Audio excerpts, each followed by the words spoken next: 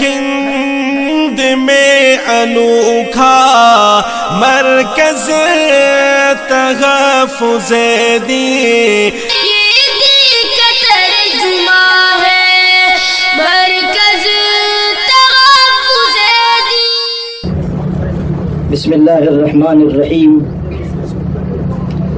آپ تمام صحافی حضرات کا استقبال ہے اور آل انڈیا مسلم پرسنل لا بورڈ کا جو 26واں اجلاس سرزمین حیدرآباد پر منعقد ہوا اور جس کی میٹنگ آج اختتام کو پہنچی ہے، اور انشاءاللہ آج بعد نماز مغرب ایک بڑا اجلاس تحفظ شریعت اور اصلاح معاشرہ کے عنوان سے ہوگا، اور اسی پر اس 3 روزہ اجلاس کا اختتام ہوگا۔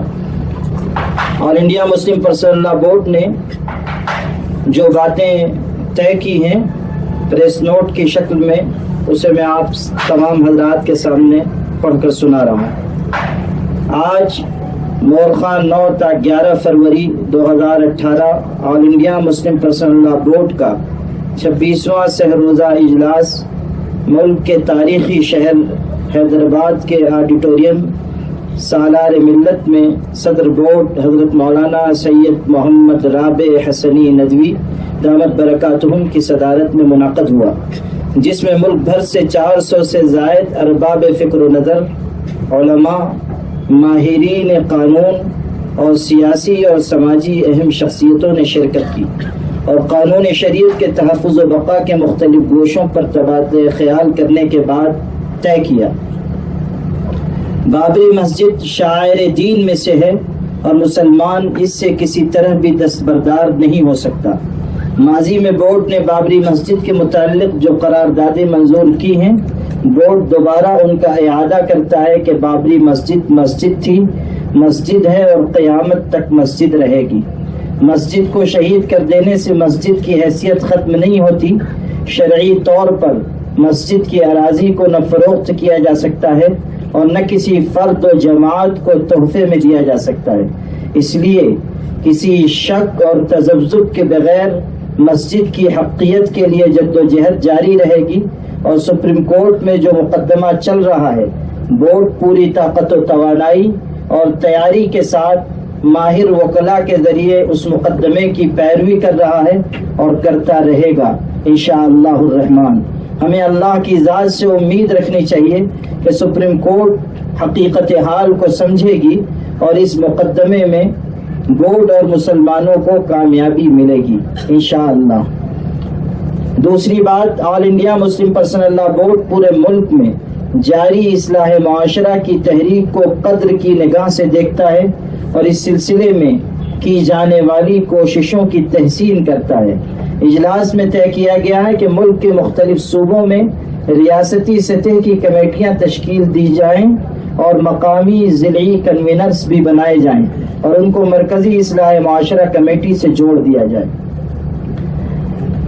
طلاق ثلاثہ سے متعلق مرکزی حکومت کے مجوزہ بل پر سخت رد عمل کا اظہار اس اجلاس میں کیا گیا، اور اجلاس کا یہ احساس رہا کہ یہ مسلم خواتین کے لیے دشواریاں پیدا کرنے والا ہے۔ یہ بل شریعت اور آئین ہند سے ٹکرانے والا ہے۔ اس بل کو راجیہ سبھا میں روکنے کی جو تدبیریں اختیار کی جا رہی ہیں، ان کو تسلسل کے ساتھ جاری رکھا جائے۔ اجلاس کا یہ بھی احساس رہا کہ اس سلسلے میں وسیع پیمانے پر بیداری مہم چلائی جائے اور ساتھ ہی اپوزیشن پارٹیوں سے رابطہ مضبوط کیا جائے کہ وہ راجیہ سبھا میں اس بل کو روکنے کی کوشش کریں۔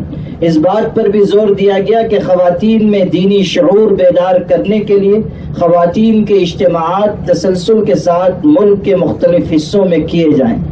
اس اجلاس میں بورڈ کی تمام کمیٹیوں کی کارکردگی رپورٹ پر اطمینان کا اظہار کیا گیا اور آئندہ کے لیے لاہ عمل بھی بنایا گیا۔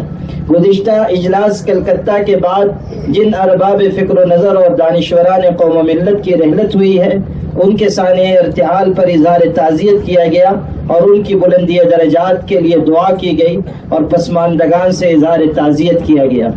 اس موقع پر آل انڈیا مسلم پرسنل لا بورڈ کے صدر محترم حضرت مولانا محمد رابع حسنی ندوی دامت برکاتہم نے اپنے خصوصی خطاب میں فرمایا کہ اسلام کے مذہبی قوانین اللہ تعالیٰ کی کتاب قرآن اور اس کے رسول صلی اللہ علیہ وسلم کی سنت سے ماخوذ ہیں. اس طرح وہ آسمانی ہدایات ہیں اور اس کی بنا پر ناقابل تغیر اور ناقابل تنسیخ ہیں. اس کی وجہ سے مسلمانوں کے لیے اس میں کسی طرح کی ترمیم کرنا یا ترمیم کا مشورہ دینا قابل قبول نہیں ہے. اور ہندوستان کے دستور کے سیکولر ہونے کی بنا پر ان کو اس بات کا حق حاصل ہے کہ اپنے مذہب کے مطابق عمل کریں اور اس میں کسی کی مداخلت کو قبول نہ کریں. موجودہ حالات میں بورڈ اپنی توجہ امور ذیل پر مرکوز کرتا رہے گا. اصلاح معاشرہ میں خواتین کے حقوق کی ادائیگی اور ان کے ساتھ حسن سلوک، طلاق سے حد الوسع بچنے اور مطلقہ عورتوں کے بارے میں ان کے خاندان کی ذمہ داریوں کو ادا کرنے پر خصوصی طور پر توجہ دلائی جائے گی. ایک تو طلاق کے مسئلے میں جس پر حکومت مسلمانوں پر پابندی عائد کر رہی ہے. دوسرا مسئلہ بابری مسجد کا مقدمہ جس میں بورڈ اس کی بحالی کے معاملے میں اپنی کوششیں کر رہا ہے. تیسرا مسئلہ مسلمانوں کو شریعت کے احکام سمجھانے کا ہے. مسلمانوں کا پرسنل لا چونکہ مذہبی حیثیت رکھتا ہے، اس طرح جب عبادات کی ادائیگی کے لیے اس کے طریقے اور احکام معلوم کرنا ہوتا ہے، اسی لحاظ سے ہم کو نکاح و طلاق اور میراث و دیگر احکام کو جاننے اور اس کے مطابق عمل کرنے کی ضرورت ہے. لہذا بورڈ شریعت کے مسائل و احکامات سے لوگوں کو روشناس کرانے کی مہم بھی چلائے گا. جنرل سیکریٹری بورڈ حضرت مولانا محمد ولی صاحب رحمانی نے جنرل سیکریٹری رپورٹ میں تفصیل سے گزشتہ اجلاس سے اب تک کی کارکردگی اور پیش رفت بیان فرمائی اور یہ پیغام دیا کہ ہماری اصل طاقت ملت کا اتحاد ہے. اگر ہم نے اپنے آپ کو انتشار سے محفوظ نہیں رکھا اور مشترک مقاصد کے لیے مل جل کر کام کرنے کی کوشش نہیں کی تو ہمارے لیے اس ملک میں ایک باعزت قوم کی حیثیت سے باقی رہنا مشکل ہو جائے گا. اس لیے موجودہ عالمی اور خاص کر ملکی حالات کے پس منظر میں اس بات کی کوشش کرنی چاہیے کہ ہم ہر قیمت پر ملت کے اتحاد کو باقی رکھیں، اختلافی مسائل میں اعتدال کا راستہ اختیار کریں اور اپنی زبان و قلم کو امت کے درمیان افتراق و انتشار کا ذریعہ نہ بنائیں. آل انڈیا مسلم پرسنل لا بورڈ کا یہ 26واں اجلاس عام حضرت صدر محترم کی دعا پر بحسن خوبی اختتام پذیر ہوا.